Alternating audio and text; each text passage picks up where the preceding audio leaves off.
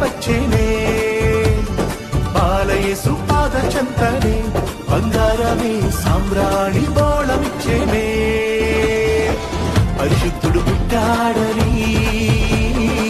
పాపిని కరుణించాడని ప్రభు యేసే రారాజని పరముని విడి వచ్చాడని